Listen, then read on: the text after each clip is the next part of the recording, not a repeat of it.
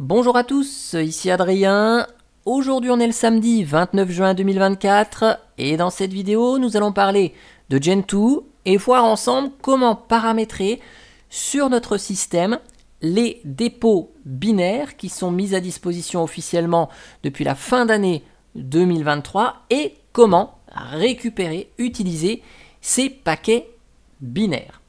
Cette actualité, je l'ai relayée sur les réseaux sociaux, on en a parlé dans le C'est quoi qui dit du mois de janvier. Cependant, je n'ai pas fait de vidéo dédiée sur le sujet et à travers une discussion avec l'un d'entre vous récemment, qui voulait savoir comment ça fonctionnait, je lui ai dit t'inquiète pas, je vais faire prochainement une vidéo sur le sujet pour expliquer comment mettre en place les dépôts binaires, comment utiliser ces paquets binaires sur notre système Gentoo. Je vous mettrai le lien de l'article dans le descriptif de la vidéo. Alors, je ne vais pas vous réexpliquer l'avantage, l'inconvénient d'installer un logiciel depuis le code source, etc. Juste, je vous réexplique que sur Gentoo, le fonctionnement normal, quand on installe un logiciel, là je vous montre avec Nano, en fait c'est une recette de cuisine, ce qu'on appelle dans le monde Gentoo un e-build. Et cette recette de cuisine, elle va dire, pour le logiciel Nano, là si je fais Yes pour installer, il y a des use flags, des options de compilation qui peuvent être préalablement définies manuellement ou par défaut par le système. Et donc, cette recette de cuisine, quand je vais faire Yes, qu'est-ce qu'elle va faire? Elle va exécuter tout un tas d'actions. Elle va aller récupérer le code source de Nano sur un dépôt GitHub ou là où il y a le code source. Une fois qu'il est récupéré sur notre système Gentoo, on va compiler directement sur notre machine le logiciel avec les options qui sont fournies ici. Et une fois que c'est compilé, le logiciel sera installé. Donc ça prend plus de temps que si on avait des paquets dits précompilés tels que des RPM ou des deb tels qu'ils sont fournis sur Fedora, Ubuntu, Linux Mint, etc., etc. Alors, vous allez me dire que vous avez peut-être déjà vu des paquets binaires sous Gentoo. Je vous prends l'exemple de Firefox. Exemple typique d'un logiciel qu'on va pouvoir installer soit depuis le code source, Firefox ici, de façon classique sur Gentoo, soit sous forme binaire parce que vous voyez dans le nom, on a "bin" après le nom du logiciel.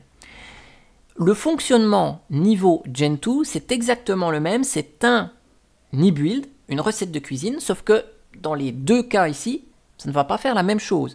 Dans le cas de Firefox, ce e-build va récupérer le code source de Firefox, le télécharger donc, le compiler sur notre machine et installer Firefox.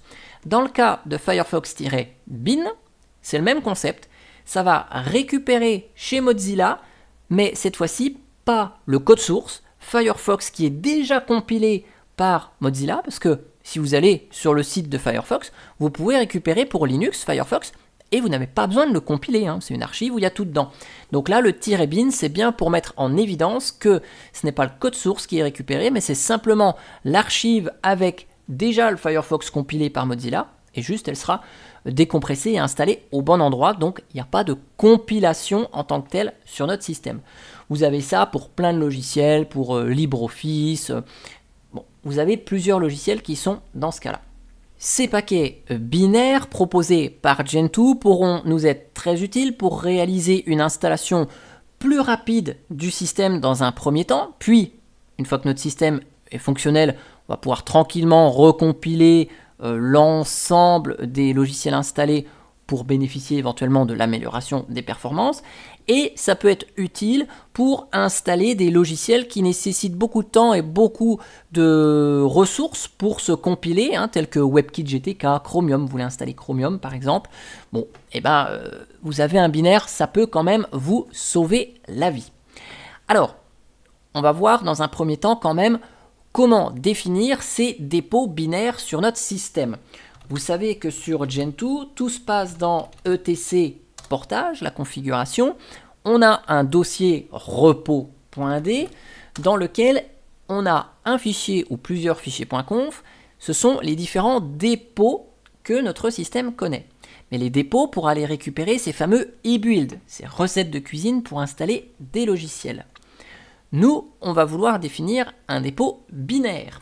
Et donc, sous Gentoo, on va créer un dossier dans les nouvelles images, il est déjà créé mais vide normalement. Là, mon système, il est installé celui-ci depuis 2015. Donc si le dossier n'existe pas, pensez bien à le créer. On va créer simplement un dossier qui s'appelle binrepo.conf pour binaire repository, la configuration des dépôts binaires. Il n'y a rien d'extraordinaire. Et on va créer un fichier qu'on va appeler, non pas gentoo.conf, mais qu'on peut appeler gentoo binhost.conf ici.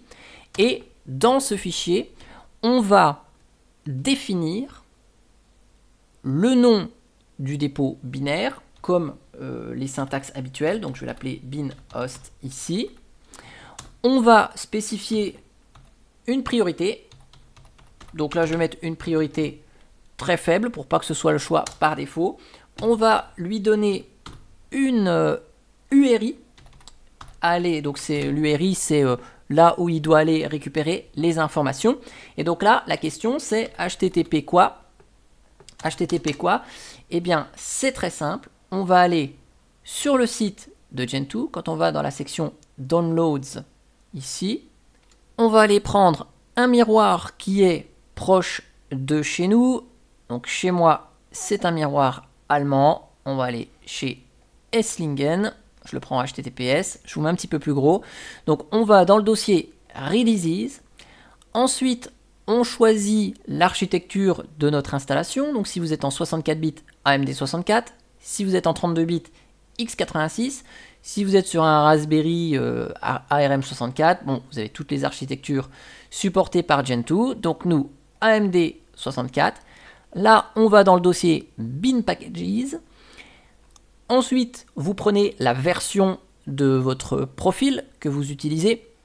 Donc on a vu il n'y a pas très longtemps qu'on avait basculé sur le profil 23. Donc on prend profil 23. Et ensuite, on va prendre la spécificité de notre installation. Donc dans la plupart des cas en 64 bits, c'est x86-64. Si vous avez une config particulière avec Muscle ou Ardent, bon, vous savez quoi prendre. Et vous pouvez éventuellement prendre x86-64 V3 si votre processeur le supporte. Et nous, c'est ce qu'on va prendre.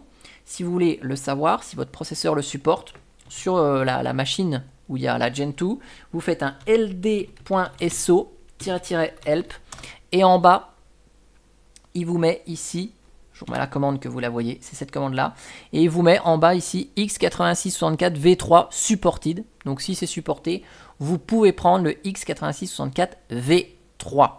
Et donc là, on a notre URL, hop, et c'est ça qu'on prend et qu'on va définir ici. Ok. Et donc, on n'a que ça à faire et on enregistre notre fichier là. Donc, notre fichier etc portage binrepo.conf, gentoo binhost.conf, dans lequel on a défini notre hôte binaire, binhost, priorité la plus faible et l'URL définie ici. Une fois que c'est ça, vous allez me dire, ok, allez, je refais mon emerge AV nano, boum, c'est bon, il va me prendre le binaire, je suis tranquille. Eh ben non, vous voyez, c'est toujours eBuild, donc ce sera toujours le logiciel qui sera compilé sur ma machine. Pour profiter d'un paquet binaire, s'il existe, et s'il existe avec les use flags que l'on a définis ici, on va rajouter une option à notre commande emerge, qui est l'option getBinPKG. Ça, c'est le nom de l'option complète. Sinon, elle se traduit, c'est beaucoup plus simple, par un petit g. Donc, -g, donc vous faites emerge avg nano. Et là, mon système, il va contacter le repos binaire. Il va regarder si nano est disponible. Et oui, il est disponible. Et là, vous voyez, cette fois-ci, c'est écrit en violet. Et on a l'information binary. Ceux qui ont déjà utilisé Calculate Linux vont se dire, ah bah oui, tiens, ok, ça me rappelle cette couleur violette. Donc, c'est effectivement le même fonctionnement, sauf que là, on est sur une Gentoo pure source, si je puis dire ainsi. Et donc, là, si je fais yes, il va aller me récupérer le paquet binaire de nano et me l'installer. Ça va aller très vite. Alors, vous allez me dire, ouais, c'est bien, mais quand je vais vouloir faire la mise à jour de mon système, il faut que je fasse immerge-avudn with bdeps comme d'habitude égale yes@world.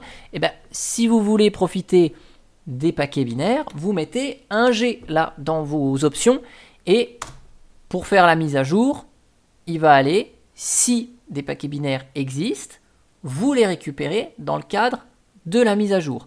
Là, j'ai mis à jour mon système juste avant d'enregistrer la vidéo, donc il ne devrait pas y avoir de mise à jour, donc il ne va rien récupérer.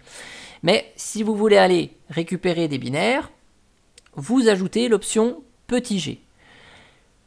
Certains d'entre vous, je vous entends venir, vont me dire « Ah ouais, mais j'ai pas envie de mettre cette option G à chaque fois. Est-ce que c'est quand même pas possible éventuellement de récupérer les binaires dans tous les cas si c'est disponible ?» Eh bien si, c'est possible. On va éditer le fameux etc portage make.conf. Vous savez, c'est le fameux fichier qu'on paramètre avec toutes les options ici. Et on va rajouter, si elle n'existe pas, une ligne, une option, une variable, features. Oui, puisque c'est une fonctionnalité qu'on va pouvoir activer globalement au niveau de portage. Et on va lui dire, ajoute-moi la fonctionnalité getBinPKG. C'est d'ailleurs ainsi qu'est paramétré Calculate Linux pour récupérer systématiquement les paquets binaires. Donc, vous ajoutez dans votre make.conf features égale getBinPKG. Vous enregistrez. Et là, regardez, j'installe mon nano classiquement. Je ne spécifie pas l'option G à Emerge et il va aller me récupérer directement le binaire.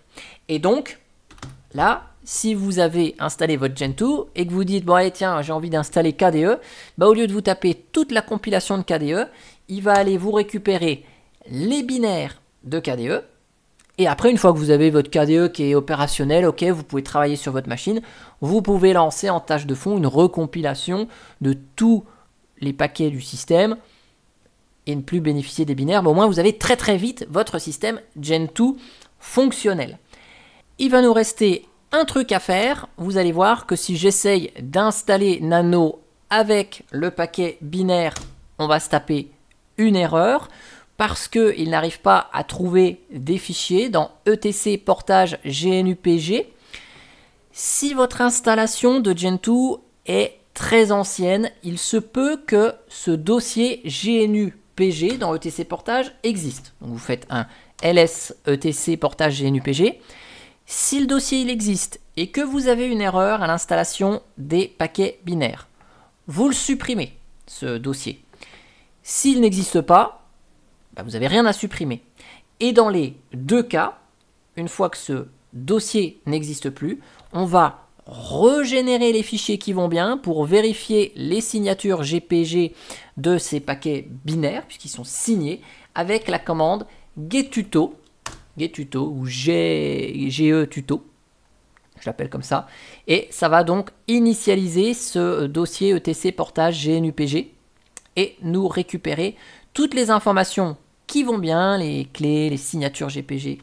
Et là, à partir de ce moment-là, tac, si j'essaye d'installer à nouveau mon nano, vous allez voir qu'il va s'installer sans aucun souci. Hop, puisque le paquet binaire récupéré peut être vérifié.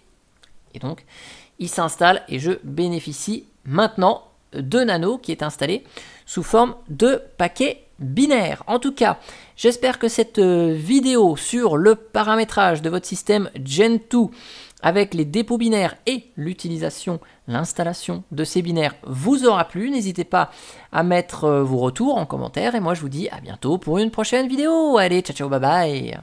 Si t'as apprécié cette vidéo d'Adrien, n'hésite pas à mettre un petit like et à t'abonner à sa chaîne, ça lui fera super plaisir.